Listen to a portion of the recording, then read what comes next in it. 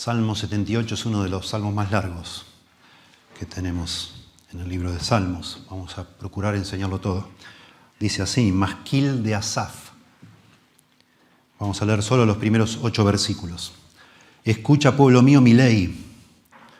Inclinad vuestro oído a las palabras de mi boca. Abriré mi boca en proverbios. Hablaré cosas escondidas desde tiempos antiguos, las cuales hemos oído y entendido, que nuestros padres nos las contaron. No las encubriremos a sus hijos, contando a la generación venidera las alabanzas de Jehová y su potencia y las maravillas que hizo.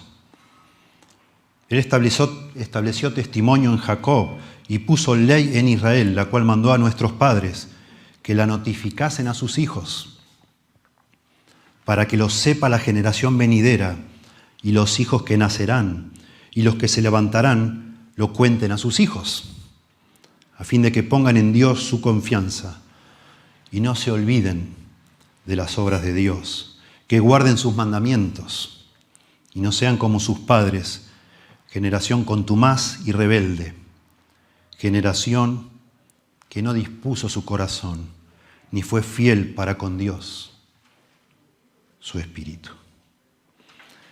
Una de las cosas que enseguida nos llama la atención de la Biblia es que la mayoría del contenido de la Biblia está escrito en el género llamado narrativo, en historias. El 40% del Antiguo Testamento son historias, narraciones. Y eso hace que la Biblia sea muy particular, porque hace que la podamos entender prácticamente todas las personas.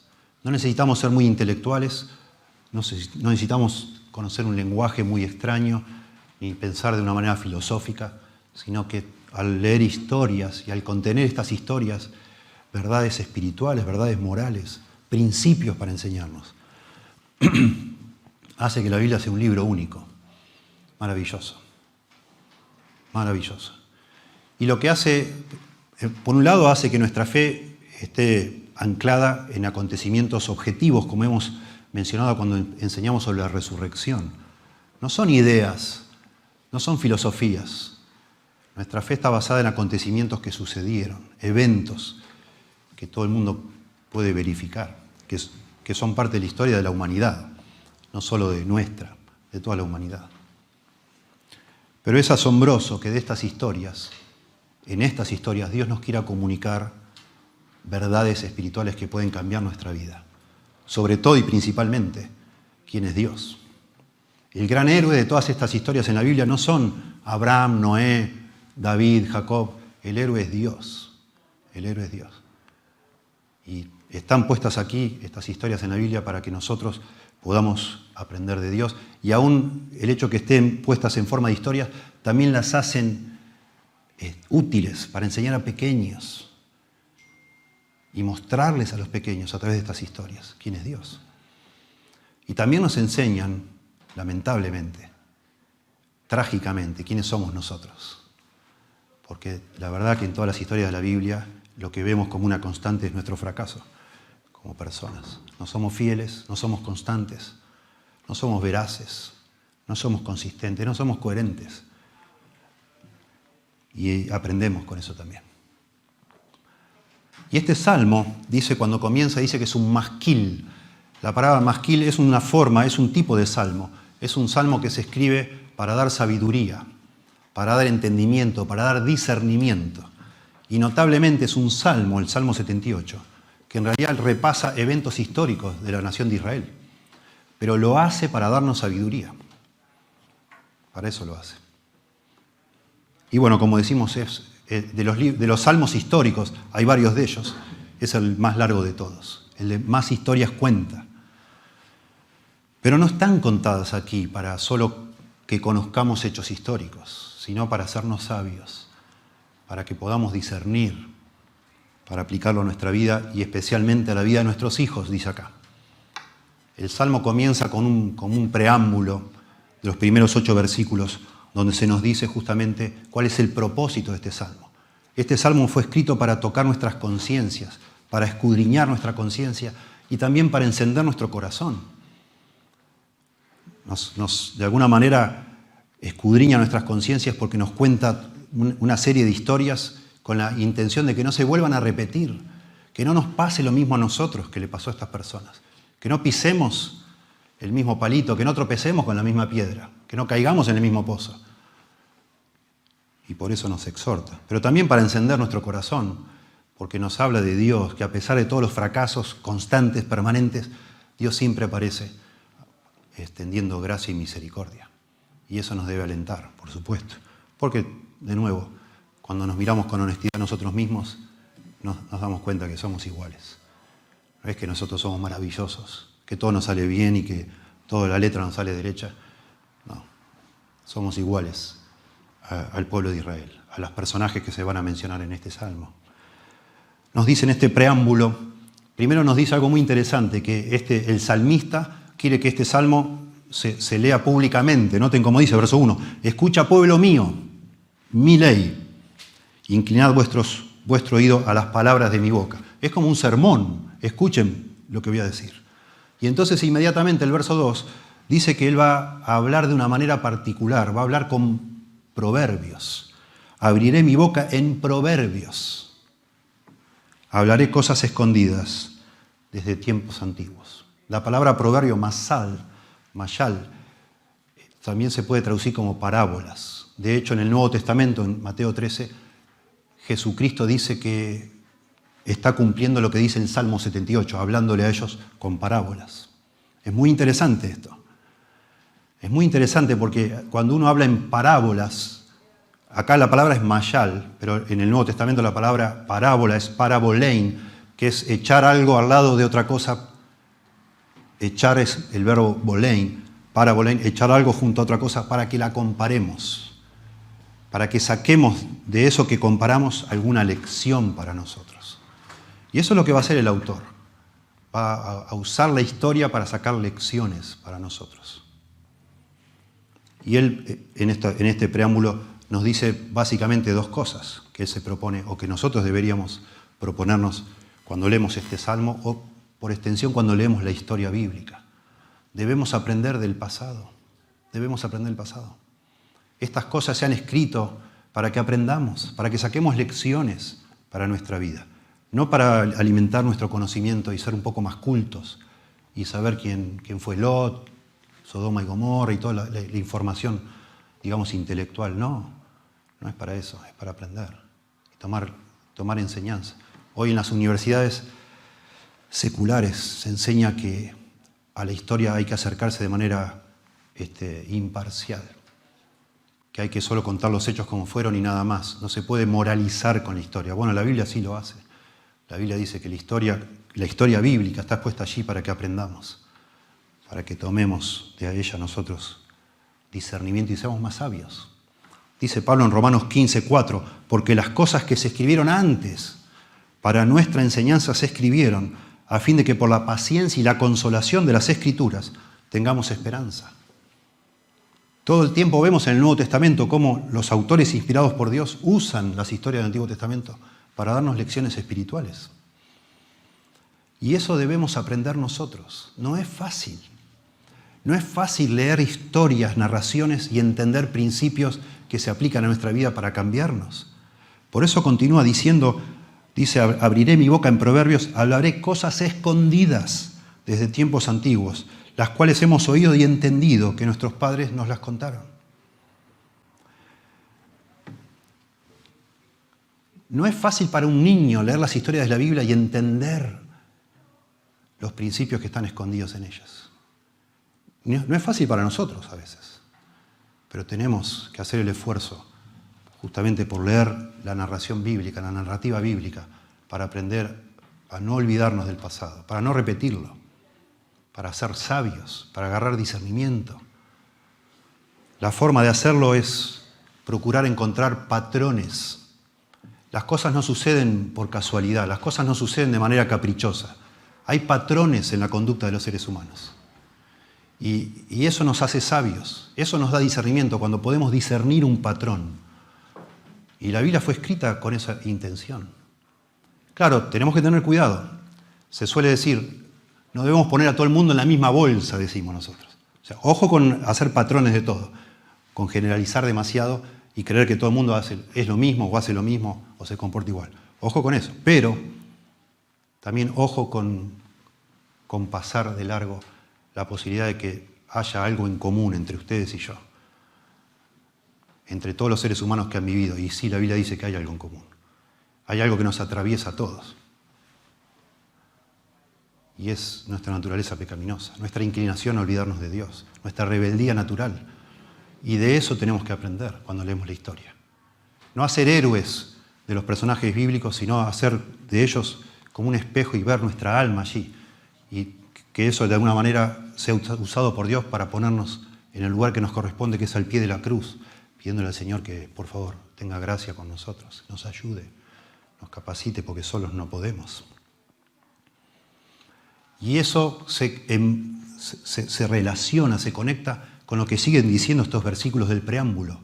Esta capacidad de ver patrones, de poner una cosa al lado de la otra para entender principios, nos va a capacitar para instruir a nuestros hijos con esas historias, para instruirles espiritualmente, moralmente.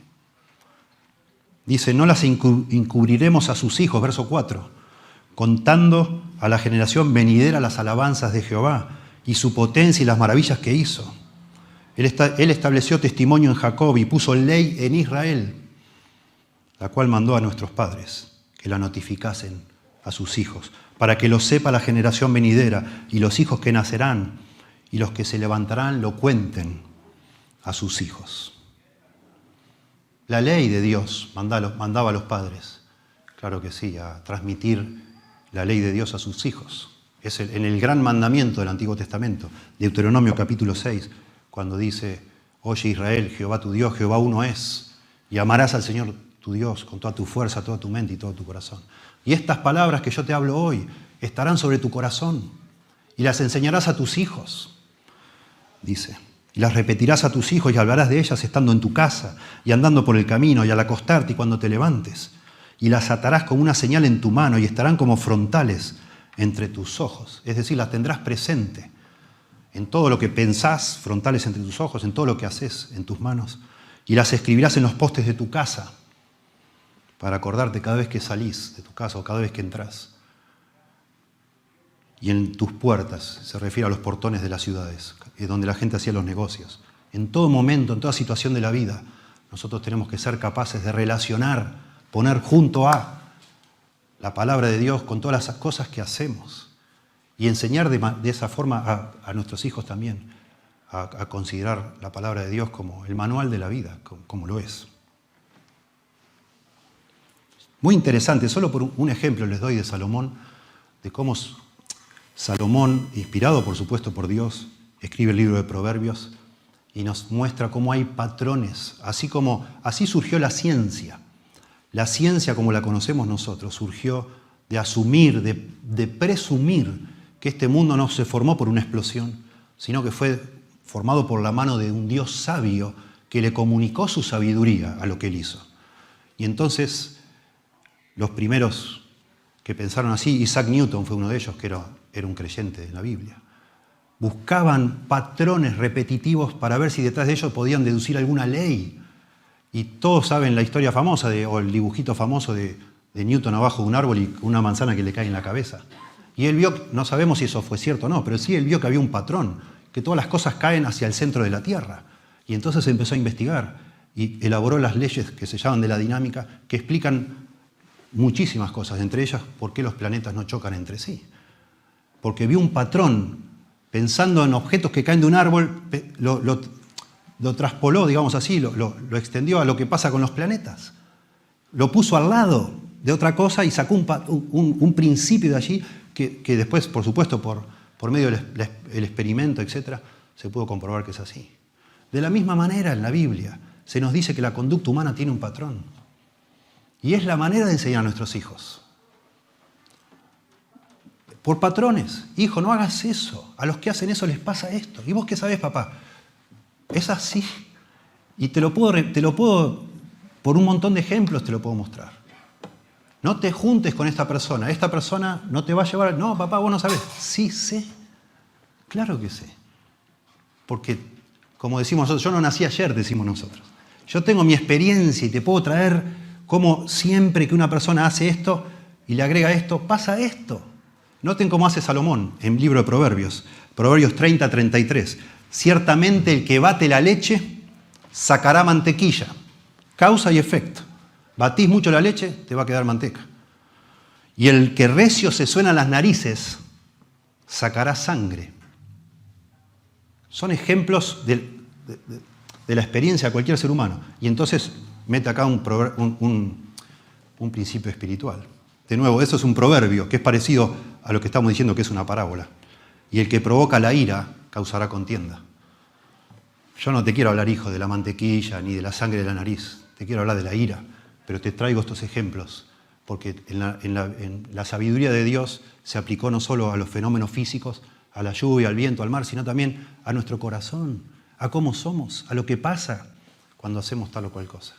No podemos inventar la rueda, no podemos darle la espalda a Dios, vivir como se nos antoja y pretender que nos va a ir bien. Nos va a ir mal, porque así Dios lo estableció.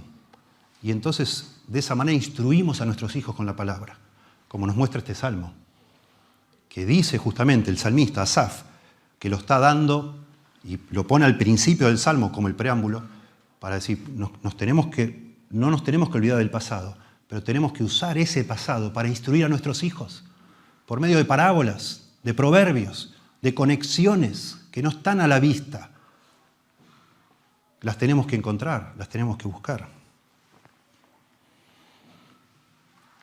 Es una tarea no fácil, pero es preciosa. Es una aventura, es algo apasionante que Dios haya puesto en nuestras manos la palabra de Dios para guiarnos y la responsabilidad para nosotros conectar con lo que va sucediendo en la vida de nuestros hijos, conectar lo que Dios nos enseña, lo que nos ha mostrado a lo largo de la historia, no solo de quién es Él, sino cómo el ser humano vuelve y vuelve y vuelve y vuelve siempre a hacer lo mismo. Y de eso tenemos que aprender, para no repetirlo nosotros. Noten el verso 11 y el verso 42, porque esto lo menciono no me quiero meter en asuntos técnicos porque es muy largo el Salmo, pero muchos estudiosos se han dado cuenta que el Salmo tiene una estructura repetitiva, que muestra fracasos, y después, a partir del verso 40, vuelve a ser exactamente la misma estructura que había mostrado en los versos anteriores. Repite lo mismo, casi como indicándonos que hay un patrón repetitivo. Noten el verso 11, sino que se olvidaron de sus obras y de sus maravillas que les había mostrado. Y el verso 42, en el 40 empieza a repetir casi lo mismo, pero con otros ejemplos. No se acordaron de su mano, se olvidaron. Y empieza a decir lo mismo, sugiriéndonos a Asaf, de nuevo, por medio de esta estructura, que las cosas se repiten. Y él mismo repitiéndolas, quizás para hincarlas aún más en nuestro corazón. Y el verso 7 y 8 de este preámbulo, de alguna manera son estos dos versos el centro de todo este salmo en cuanto a lo que procura hacer, lo que pretende hacer este salmo, para qué se debe usar, a fin de que pongan en Dios su confianza. ¿Quién? Nuestros hijos. A fin de que pongan en Dios su confianza y no se olviden de las obras de Dios. De nuevo, no se olviden, no nos olvidemos. Y guarden sus mandamientos. Muy interesante estas tres líneas de este versículo. Alguno ha visto que es como un cordón, dicen ellos, de 3 hilos de lo que significa la fe. Confianza personal, para que pongan en Dios su confianza. Confianza personal. Pensamiento informado y no se olviden de las obras de Dios. Y por supuesto también voluntad obediente y guarden sus mandamientos. Guarden sus mandamientos. Confianza, conocimiento y por supuesto obediencia.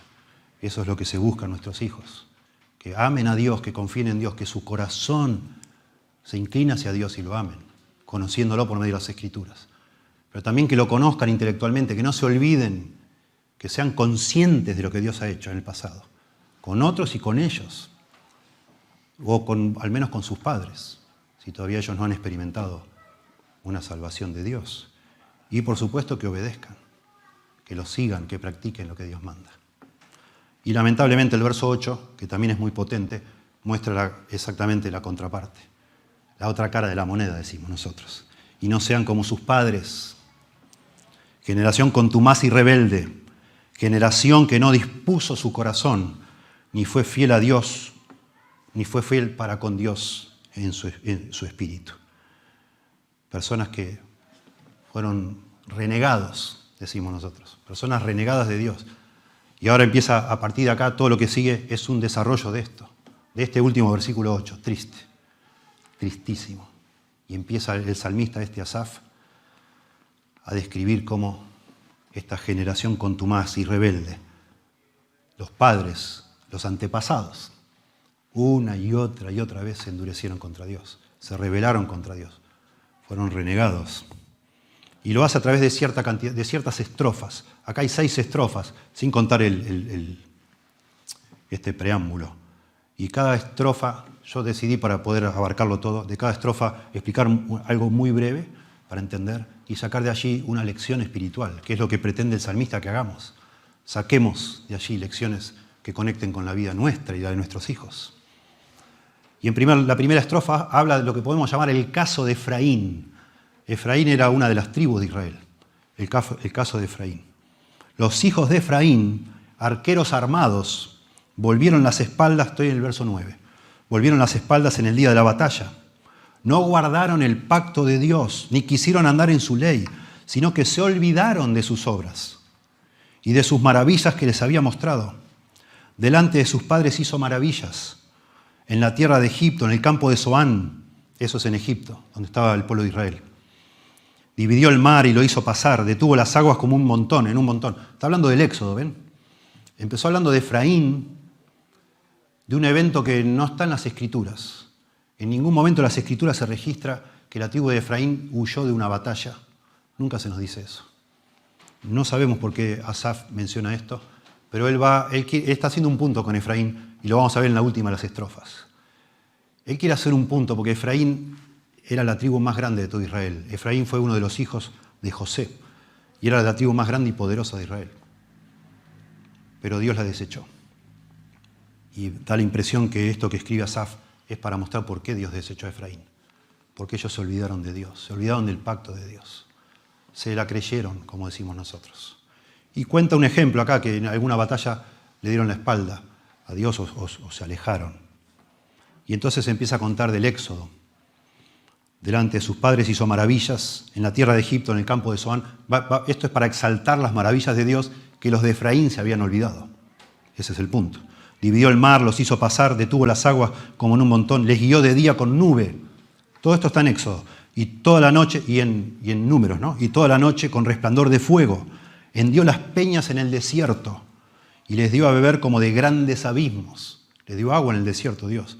Pues sacó de la peña corrientes e hizo descender aguas como ríos. Dios hizo cosas asombrosas, milagros, maravillas, portentos, pero pronto el pueblo de Israel se olvidó, especialmente Efraín. Efraín era la tribu más importante después, cuando se divide el reino, la tribu más importante del reino del norte, que se llamaba Israel. El reino del sur se llamó Judá. Y Dios pronto los desechó al reino del norte. Con Efraín quizás como ejemplo paradigmático de esa rebeldía, de esa dureza de corazón. De alguna manera Efraín está puesto en este salmo como un símbolo, como un ejemplo de apostasía, de reincidencia, de dureza de corazón. Para mostrarnos como ejemplo, para que le contemos a nuestros hijos, en el caso de Israel, en el contexto de este salmo, que cuando una persona se olvida de Dios, cuando una persona se endurece y se olvida de las obras de Dios, de alguna manera Dios obra. Fracasamos, podríamos decir, en nuestro lenguaje. Hijo, fracasamos cuando nos olvidamos de Dios. No importa lo inteligente que vos seas, no importa el dinero que hayas hecho en tu juventud, no importa la fama, el estudio, no importa nada. Si algún día vos te olvidás de Dios, hijo, vas a fracasar. Como fracasó Efraín. Eso es un patrón, no es una excepción que sucede a algunas personas. Cualquier persona que se olvida de Dios fracasa en este mundo. Va a fracasar. Esa es la primera lección. Noten de nuevo versos 10 y 11. No guardaron el pacto de Dios ni quisieron andar en su ley, sino que se olvidaron de sus obras y de sus maravillas que les había mostrado. Bueno, ojo con pensar, bueno, qué malvado este Efraín, qué desgraciado. Es un ejemplo para que nos veamos, porque nosotros todos corremos el mismo peligro, estamos bajo la misma tentación, la misma inclinación a olvidarnos de Dios, como va a mostrar el resto del Salmo. Debemos aprender de esto, debemos tomar de esto una lección espiritual. Termina el último libro de la Biblia, en Apocalipsis, capítulo 2, verso 5, el Señor Jesús le dice a una iglesia hermosa, la iglesia de Éfeso, si no te arrepientes, iré a ti y quitaré el candelero de tu lugar. Atraviesa toda la Biblia este asunto. Dios bendiciendo a personas y las personas, después de un tiempo, olvidándose de Dios, endureciéndose contra Dios y sufriendo consecuencias por eso. Es la historia de la humanidad. Y puede ser la historia de tu familia y la de la mía, y la de vos mismo. Puede ser. Quizás vos estás acá hoy y ya experimentaste esto y ya estás de vuelta. Porque ya sufriste y sabés lo que es fracasar cuando te olvidas de Dios. Quizás estás de vuelta por cuarta vez, o por quinta, no sabemos. Vos sabés y Dios solo sabe. Pero cada vez que nos alejamos de Dios, nos pasa lo que dice acá. Segunda estrofa. Y acá habla otro ejemplo de personas que ponen a prueba a Dios, que tientan a Dios. Dice verso 17, pero aún volvieron a pecar contra Él, rebelándose contra el Altísimo en el desierto. Está hablando del pueblo de Israel ahora, no de Efraín, todo el pueblo de Israel.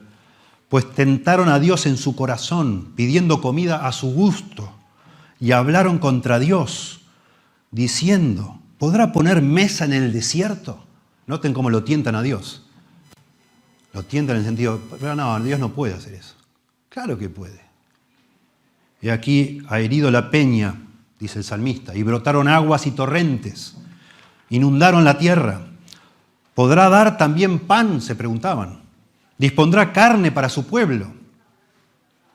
Por tanto, yo Jehová y se indignó por esa incredulidad, esa falta de fe, esa dureza de corazón. Se encendió el fuego contra Jacob y el furor subió también contra Israel. Esto es una historia de Números capítulo 11. No es una forma simbólica, se encendió el fuego. Hubo fuego en el campamento y murieron personas por quejarse, por murmurar, por incredulidad. Por cuanto no habían creído en Dios, verso 22, ni habían confiado en su salvación. Sin embargo, lindo esto, estos peros que hay en la Biblia. Sin embargo, mandó a las nubes de arriba y abrió las puertas de los cielos e hizo llover sobre ellos maná para que comiesen. Y les dio trigo de los cielos. ¿Podrá Dios darnos de comer podrá ponernos una mesa en el desierto? ¿Nos podrá dar algo? Y Dios le molestó esa incredulidad. Y igual les dio. Suplió sus necesidades. Verso 25. Pan de nobles comió el hombre. La palabra nobles ahí, en algunas versiones se traduce pan de ángeles, pan del cielo, dice Jesús en el Nuevo Testamento, en el Evangelio de Juan. No era una cosita así nomás. Claro, se aburrieron porque todos los días comían lo mismo. Pero acá está subrayando el salmista que no era cualquier cosa lo que Dios les proveyó. Pan de nobles, pan de ángeles, pan de Dios mismo que venía del cielo. Comió el hombre, pan de nobles comió el hombre, les envió comida hasta saciarles. Movió el solano en el cielo, un tipo de viento, movió el solano en el cielo y trajo con su poder el viento sur e hizo llover sobre ellos carne como polvo. Y acá se refiere a las codornices. Porque se quejaron, no de que tenían hambre, sino que siempre comían lo mismo. Si pudiéramos comer carne. Y Dios les hace llover carne, codornices. No recuerdo ahora, como dice ahí en el libro de Números, pero hasta cierta altura, no sé cuántos codos, imagínense todo cubierto de pilas y pilas de carne. Como arena del mar, verso 27, aves que vuelan, codornices. Les hizo caer en medio del campamento, alrededor de sus tiendas. Comieron y se saciaron. O sea, las hizo a las codornices, ¿no? Caer. Comieron y se saciaron. Les cumplió pues su deseo. Es decir, Dios nos puede dar carne en el desierto. Acá tenés. No habían quitado de sí su anhelo. Aún estaba la comida en su boca cuando vino sobre ellos el furor de Dios e hizo morir a los más robustos de ellos y derribó a los escogidos de Israel, a los más jóvenes, es la idea de acá de los escogidos, a los más fuertes, a los más sanos. Toda esta segunda estrofa nos habla de lo que en la Biblia se habla de tentar a Dios. ¿Se acuerdan cuando Satanás tentó a Jesús en el desierto? Cuenta Mateo 4 y Lucas 4, y le cita el Salmo 95, a sus ángeles mandará y te van a sostener, tírate de acá y el Señor te va a atajar. Y Jesús dice, no tentarás al Señor tu Dios. No se hace eso, no se puede hacer eso. Yo no puedo probar a Dios. Eso muestra dureza de corazón, incredulidad, y eso es lo que hizo este pueblo. Escrito está, dijo Jesús, citando Deuteronomio 6:16, no tentarás al Señor tu Dios. Nosotros no debemos tentar a Dios metiéndonos en situaciones que requieran de una intervención milagrosa de Dios para sacarnos de allí. No podemos presumir de Dios como si lo tuviéramos controlado con un control remoto y decir, bueno, ahora Dios hace esto, ahora hace lo otro. Yo me voy a meter ahí, pero yo no sé nadar, me voy a tirar igual, pero haceme flotar, no sé Dios. No, por decir, ¿no? Y eso es lo que hizo el pueblo, decir, ¿podrá Dios poner una mesa en el desierto? Bueno, acá tenés. ¿Podrá darnos carne? Acá tenés. Pero eso desagradó a Dios, desagradó a Dios. Mientras muestra toda esta dureza de corazón, toda esta estrofa, notablemente subraya la abundancia que Dios les da. Noten ustedes, solo para mencionar algunos detalles, verso 20, no les dio un chorrito de agua en el desierto. Dice acá, he aquí ha herido la peña y brotaron aguas y torrentes inundaron la tierra. Verso 24, hizo llover sobre ellos maná. Verso 25, pan de nobles, como decíamos, pan de ángeles, hasta saciarles. Verso 27, hizo llover sobre ellos carne como polvo. Verso 29, les cumplió pues su deseo. Les dio todo abundantemente para que estén satisfechos y no les falte nada. Pero se siguieron quejando. Y aquí hay otra lección entonces.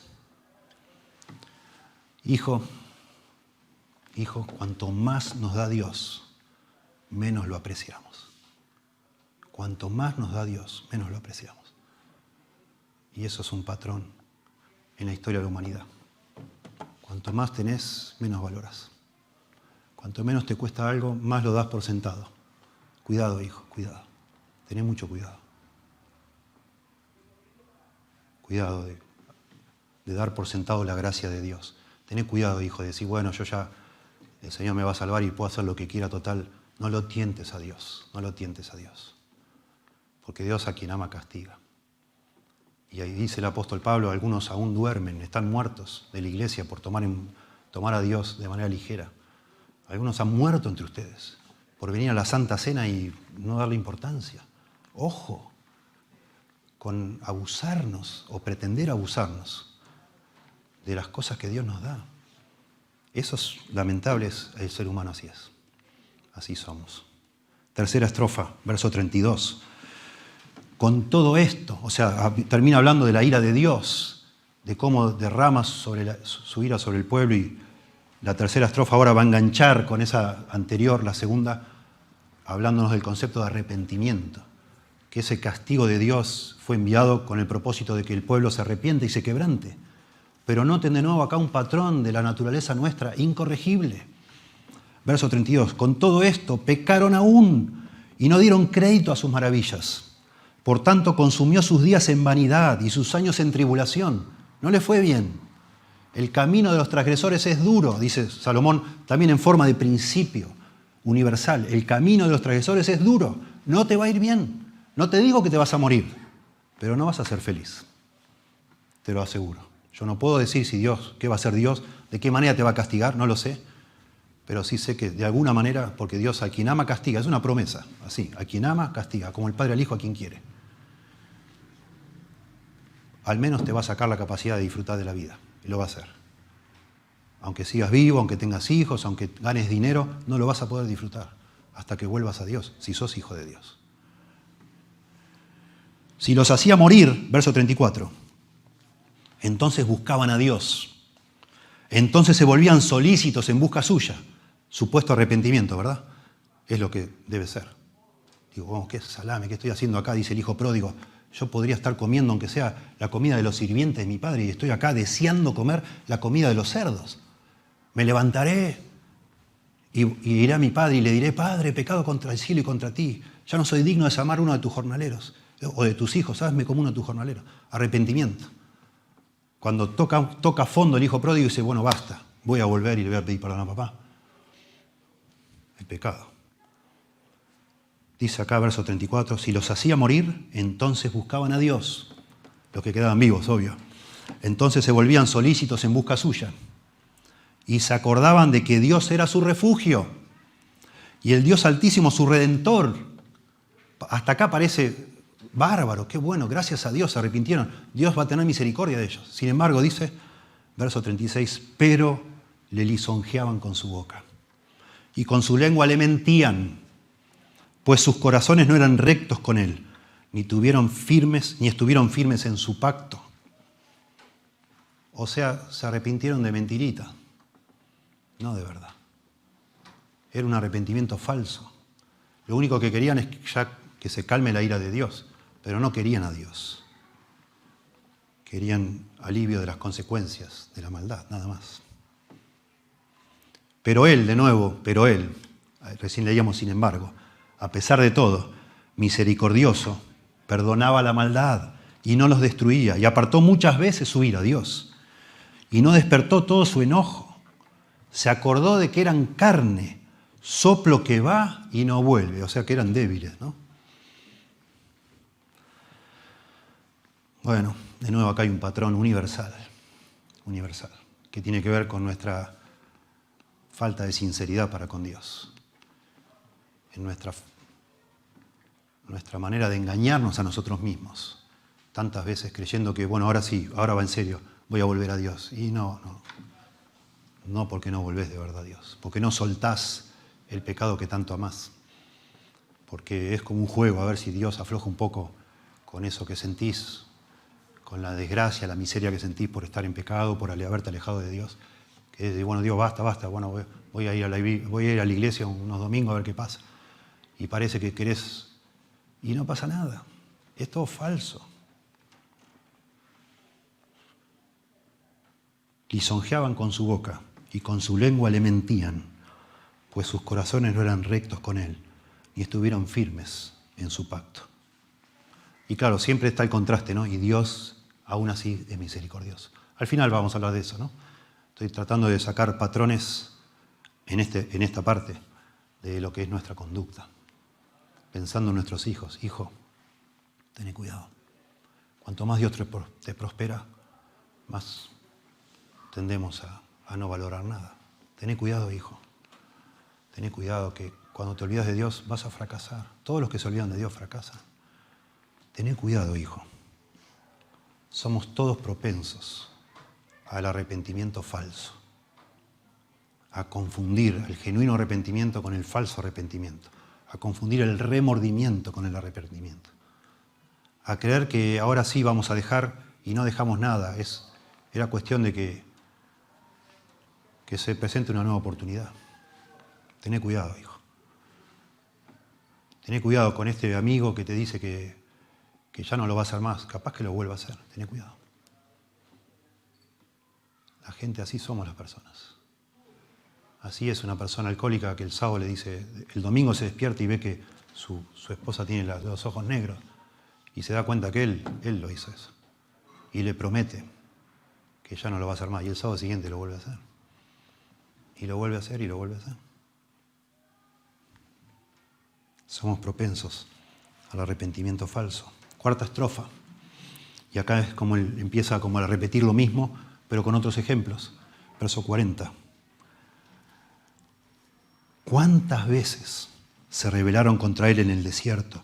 Los enojaron en el yermo. Yermo es una tierra que no es cultivable, es un sinónimo de desierto. Y volvían y tentaban a Dios y provocaban al Santo de Israel. ¿Ven que repite los mismos conceptos? No se acordaron de su mano, del día que los redimió de la angustia, cuando puso en Egipto sus señales. Y ahora empieza a hablar de las plagas de Egipto, o sea, vuelve para atrás otra vez. vuelve bastante para atrás, antes del Éxodo, cuando estaban todavía en Egipto. Y entonces va a enumerar todas las plagas. Cuando puso en Egipto sus señales y sus maravillas en el campo de Zoán, y volvió sus ríos en sangre, una de las plagas, y sus corrientes para que no bebiesen. Envió entre ellos enjambres de moscas, otra plaga, que los devoraban, y ranas que los destruían, otra. Y dio también a la oruga sus frutos y sus labores a la langosta. Sus viñas destrozó con granizo, sus higuerales con escarcha. Entregó al pedrisco sus bestias y sus ganados a los rayos. Envió sobre ellos el ardor de su ira, enojo, indignación y angustia. Un ejército de ángeles destructores. Dispuso camino a su furor, no eximió la vida de ellos de la muerte. Y acá está hablando, va a empezar a hablar de la peor de las plagas, que es la muerte de los primogénitos. Menciona 6 plagas de las 10. Creemos que es solo algo, no por algo intencional, es un ejemplo. Con eso alcanza, 6 plagas. Verso 51, hizo morir a todo primogénito en Egipto, las primicias de sus fuerzas en las tiendas de Cam. Y ahora el contraste hermoso. Hizo morir a los hijos mayores en cada familia en Egipto y sacó al pueblo de Israel como ovejitas. Dice acá. E hizo salir, verso 52, a su pueblo como ovejas y los llevó por el desierto como un rebaño. Los guió con seguridad, de modo que no tuvieran temor. Y el mar cubrió a sus enemigos. El evento más extraordinario de todo el Antiguo Testamento. El Mar Rojo, la liberación de Israel. A eso le llaman redención, el pueblo de Israel. Esa fue la redención de ellos, sacarlos de Egipto, abriendo el mar. Los trajo después a las fronteras de su tierra santa. Ya se pasó todo el desierto, digamos, ahora está ya a punto de entrar a la tierra de Canaán. A este monte que ganó su mano derecha. Echó las naciones de delante de ellos, las naciones de Canaán. El libro de Josué es esto.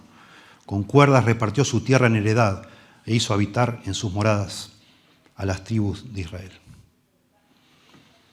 Es como si Asaf vuelve a comenzar, vuelve a la carga, de nuevo mostrando, insisto, que todo se mueve en este mundo como en forma repetitiva, en forma de patrones repetidos, casi como si fueran leyes. Tremendo, tremendo cómo somos. La primera estrofa habla de los milagros que hizo Dios, también en el Éxodo, y ellos se olvidaron. Efraín se olvidó. La segunda estrofa habla de cómo Dios proveyó abundantemente en el desierto y ellos no estaban satisfechos. La tercera estrofa muestra los juicios de Dios sobre el pueblo de Israel y ellos reaccionan con un arrepentimiento falso. Y ahora vuelve a la carga, mostrando cómo ellos se olvidaron, dice acá, verso 42, no se acordaron de su mano del día que los redimió en la angustia. Para el pueblo de Israel la redención es la salida de Egipto. Para nosotros la redención es nuestra salvación, la muerte y resurrección de Jesús. Y el día que el Espíritu Santo tocó nuestro corazón para arrepentirnos y creer. Y de nuevo el patrón está. Nosotros podemos olvidarnos de nuestra redención. Podemos olvidarnos de nuestra redención. Y el principio que yo veo aquí es que cuando nosotros nos olvidamos de la redención, pronto perdemos la fe y el amor a Dios. Cuando una persona se olvida de su redención, pronto pierde la fe y el amor a Dios. Por eso habla tanto este salmo de no olvidar, no olvidar, no olvidar, no olvidar. Y por eso tenemos que repetir a nuestros hijos y nuestros hijos a sus hijos, etc., para no olvidarnos, porque somos propensos a olvidarnos todo el tiempo. Dice un comentarista de Salmos muy, muy hermoso que se llama Derek Kidner, aquí está el quid del asunto, porque si se olvida la redención misma, la fe y el amor no durarán mucho. Por eso es que el Salmo quiere asegurarse que nuestra memoria se refresque. La cura a este problema nuestro, que está en todos nosotros, es procurar recordar lo que Dios ha hecho por nosotros. Para eso leemos la Biblia cada día, aunque ya la conocemos, entre comillas ya la conocemos. Por eso seguimos leyendo, por eso seguimos viniendo, por eso cantamos las mismas canciones. Todo en nuestro servicio nos hace pensar en Dios, de una u otra manera, la lectura, las oraciones, lo que cantamos, lo que se predica, los símbolos de la Santa Cena, el símbolo del bautismo. Todo es para recordar, y la semana pasada fuimos testigos de un bautismo, y los que ya nos hemos bautizado hace 30 y pico de años, volvemos a recordar y decir, Señor, qué hermoso, Señor. Gracias, Señor, gracias por haberme salvado un día. Gracias a Dios. Yo era igual. Y leía a Cristian su testimonio y yo digo, lo mismo. Y leía a Laureana lo mismo, Emiliano lo mismo, Jacqueline lo mismo. Y decía, gracias, Señor, gracias. No me puedo olvidar. No debo olvidarme. Y debo hacer que mis hijos, al menos mientras todavía no son salvos, sepan cómo yo fui salvo. Cómo Dios me salvó. Cómo Dios obró en mi corazón. Y cómo obró en el corazón de su madre. Y cómo Dios obra en las personas. Y cómo lo que sucedió en la cruz, hijo, lo que significa eso. De nuevo, no es contar la historia así de manera seca, sino hay un significado teológico. Te lo tengo que explicar, hijo, esto es por esto. Somos malos. Pero Dios en su gran misericordia, con el gran amor con que nos amó, aún siendo nosotros pecadores, nos salvó por su gracia. Por la gracia que no se puede entender, pero es así. Cuando nos olvidamos entonces, lección 4, de la redención, pronto perdemos la fe y el amor por Dios. Quinta estrofa. Pero ellos, de nuevo, pero, no marqué en mis notas, pero voy a volver a leer el Salmo, a marcar los pero. Están los peros de Dios, que aún tiene misericordia, pero están los peros tristes de nosotros, que a pesar de la misericordia de Dios, dale otra vez y dale otra vez. Pero ellos tentaron y enojaron al Dios Altísimo. Acuérdense lo anterior, era que los sacó como ovejitas en el desierto y los protegió y los cuidó y les dio la tierra. Gracia, misericordia. Pero ellos tentaron otra vez y enojaron al Dios Altísimo y no guardaron sus testimonios, sino que se volvieron y se rebelaron como sus padres. Se volvieron como arco engañoso, un arco que no sirve para nada. Le enojaron con sus lugares altos, y acá hay una profundización de la maldad. En la primera mitad del Salmo las mismas cosas se olvidaron y entonces se quejaron. No fueron agradecidos. Se cansaron, dieron las cosas por hecho. Bueno, ahora están adentro de la tierra prometida. Ya salieron del desierto y ahora están disfrutando un poco más de bendición. Y entonces empiezan a practicar la idolatría. Tremendo. La maldad del corazón. Reemplazando a Dios por dioses falsos, que no son dioses, por imágenes. Esos son los lugares altos, lugares donde iban a adorar y a sacrificar, incluso a veces hasta sus propios hijos, para adorar a dioses que son demonios, dice la Biblia. Lo enojaron con sus lugares altos, verso 58, le provocaron a celo con sus imágenes de talla, le hablaban a un pedazo de madera en vez de a Dios, le adoraban una piedra en vez de a Dios. Los oyó Dios y se enojó y en gran manera aborreció a Israel. Acá vuelve con el tema de Efraín. Israel es la nación del norte. Dejó por tanto el tabernáculo de Silo. Allí estaba, en Efraín estaba el tabernáculo que habían traído por el desierto. Ahí lo establecieron, en Silo. Los dejó. La tienda en que habitó entre los hombres. Y entregó a cautiverio su poderío y su gloria en mano del enemigo. Entregó también su pueblo a la espada y se irritó contra su heredad.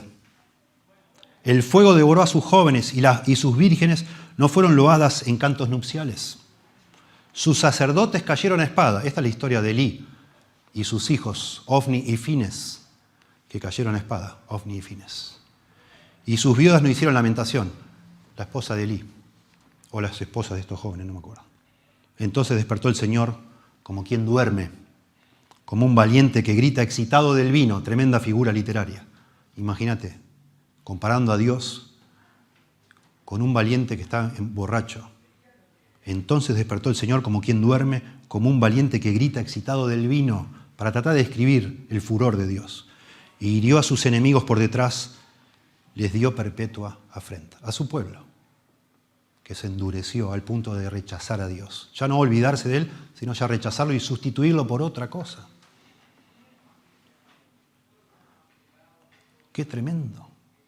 Por fin llegaron a la tierra que tanto anhelaron, fueron por el desierto sufriendo, quejándose, deseando por fin un día estar en un lugar cómodo, pidiéndole a Dios que por favor lo lleve. Cuando les da al final todo, es el colmo. Se olvidan de Dios y se inventan sus propios dioses. Ya no es el descontento el pecado característico. Tremendo, paradoja, porque el descontento fue cuando Dios más milagros hizo en toda la historia. en el desierto. Cuanto más, diariamente veían milagros de Dios y estaban descontentos. Pero ahora que están en la tierra prometida, el pecado característico es la idolatría. Paradoja también, porque Dios había usado su pueblo para castigar a las naciones idólatras de Canaán.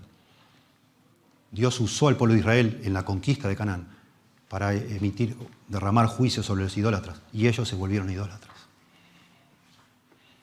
Hijo, lección 5. Hijo, Dios abandona a quienes insisten en rechazarlo. Dios abandona a quienes insisten en rechazarlo. Tened mucho cuidado, hijo. Nuestro corazón es idólatra, es una fábrica de ídolos, decía Calvino. Y es muy fácil algún día, hijo, que vos pienses que una chica te va a dar la satisfacción que solo Dios te puede dar. Que un trabajo, o el dinero, el sexo, la fama, hasta las drogas, podés pensar que eso te va a satisfacer más que Dios. Tené cuidado, no se juega con eso. Ojo, hijo. Ojo. Sos un privilegiado criarte en un hogar donde se habla de Dios, donde abrimos la Biblia, donde oramos, donde vamos a la iglesia, donde tus padres han, por la gracia y misericordia de Dios, recibido el Espíritu Santo de Dios, y ese Espíritu de alguna manera te santifica, dice 1 Corintios 6. Y si algún día vos decidís darle la espalda a todo eso y reemplazarlo por otra cosa, por fuentes rotas que no dan agua, tené mucho cuidado. Tené mucho cuidado. No es que cuando quieras volvés, que querés disfrutar y un día, bueno, vas a volver y ser como tu papá o tu mamá. Quizás nunca puedas volver, hijo. El pecado te va a endurecer, te va a engañar y te va a endurecer. Y probablemente vas a entrar en una pendiente de la cual no vas a poder después frenarte para volver a subir. Vas a seguir cayendo y cayendo y cayendo. Cuidado, hijo, la Biblia nos muestra eso. Estrofa final, sexta estrofa, verso 67. Desechó, noten esto, desechó, relacionado con lo que acabo de decir, desechó la tienda de José. Efraín era uno de los hijos de José, Efraín y Manasés. La desechó. Y no escogió, noten acá el énfasis en escoger, no escogió la tribu de Efraín, como había empezado, ¿ven? Sino que escogió la tribu de Judá, que no era la más grande. Cuando salieron del Éxodo, la más grande era la de Efraín. El monte de Sión, al cual amó. No el lugar en Silo, sino el monte de Sión. Sacaron el tabernáculo de Silo y edificaron en Sión, en Jerusalén, el templo. Edificó su santuario a manera de eminencia, como la tierra que cimentó para siempre. Eligió a David su siervo y lo tomó de las majadas de las ovejas. Tras las paridas lo trajo para que apacentase a Jacob su pueblo y a Israel su heredad. Los apacentó conforme a la integridad de su corazón. Los pastoreó con la pericia de sus manos. Y termina rarísimo el Salmo porque le falta una terminación a esto. Es que Asaf era uno de los músicos de David. Se nos cuenta en la Biblia. Y Asaf llegó hasta el tiempo donde él estaba. Y me parece para mí notable esto, porque el momento que estaba Asaf fue el momento de más esplendor en la nación de Israel. El momento de gloria, el mejor de todos. Después vuelve a caer Israel, vuelve a caer, y todos los reyes se los compara con David, fue el mejor rey de todos. Y en el momento de bendición, de prosperidad, de que todo está bien, Asaf escribe este salmo. Me encanta eso pensar. Y hace memoria para atrás porque dice, ojo, ojo, ojo, no vamos a estar siempre bien. No se crean ahora porque Dios nos bendijo con este tremendo rey que tenemos, que además de rey es un pastor, que nos pastorea, que nos atiende, que nos cuida. Es el mejor rey que hemos tenido jamás, quizás que tengamos nunca. Ojo, porque es posible que, como dicen los mexicanos, la reguemos toda. La vamos a volver a arruinar. Vamos a volver a repetir el pasado. Por eso es importante que le hablemos a nuestros hijos. Ahora que está todo bien, no estamos en ninguna crisis. Nuestro rey es fenómeno. Escribe salmos, canta, ama al Señor, va al templo. Es un tremendo jefe militar, conquista. Las tiene todas. Es un buen administrador. Todo genial. Es una bendición de Dios. Se da cuenta que es la elección de Dios. Que Dios les dio un rey maravilloso. Maravilloso. Aún después de lo que nos cuenta el libro de Samuel, que el arca fue llevada cautiva, creo que es 1 Samuel 5, que el sacerdote Elí era un desastre, no corregía a sus hijos, que también eran sacerdotes, y Dios los mata, Todo mal, todo mal, todo mal. Saúl no fue un buen rey tampoco, y Asaf lo sabía, y de repente viene este hombre y dice, wow, Señor, gracias. Tu gracia otra vez, tu gracia otra vez. Pero yo escribo esto, y yo, hijo, te digo esto, estamos en un momento hermoso de nuestra vida, pero ojo con eso. Nada es para siempre. Nosotros somos incorregibles. Y podemos de nuevo arruinar todo. Y el hijo decir, porque venía salteándome eso, la última lección de todas, hijo, la gracia de Dios siempre sobrepasa nuestro pecado. Tremendo.